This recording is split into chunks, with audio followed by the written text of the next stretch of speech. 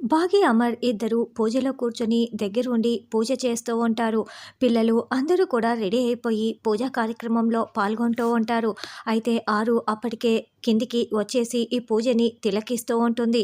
నా చెల్లి, ఆయన ఇద్దరు కలిసి కూర్చొని ఎంత బాగా పూజ చేస్తున్నారో అని ఆరు చాలా సంతోషంగా చూస్తూ ఉంటుంది. ఇదే సరైన సమయం అనుకుంటూ మనోహరి మెల్లగా పూజ దగ్గర నుంచి పైన బాగి వాళ్ళ గదికి వెళ్తుంది.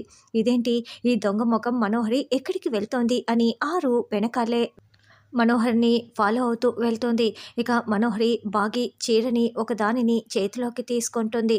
ఆ రెడ్ కలర్ శారీని చూసుకుంటూ చాలా మురిసిపోతూ ఏదో కుట్ర చేయాలని ఆలోచిస్తూ ఉంటుంది.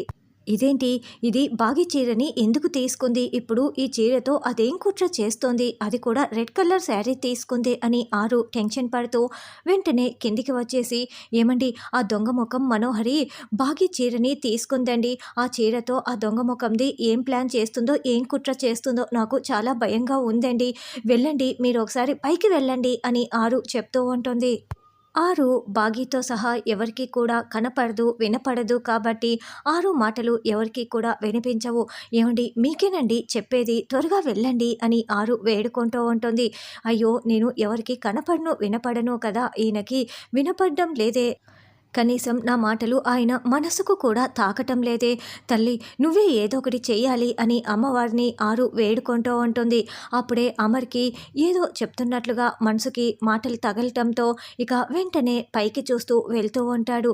తల్లి, నువ్వే కాపాడావా, నా మాటలు ఆయనకి వినపడేలా చేశావా అని ఆరు చాలా సంతోషపడుతూ వెళ్ళండి, వెళ్ళండి, త్వరగా వెళ్ళండి అని అనుకుంటూ ఉంటుంది.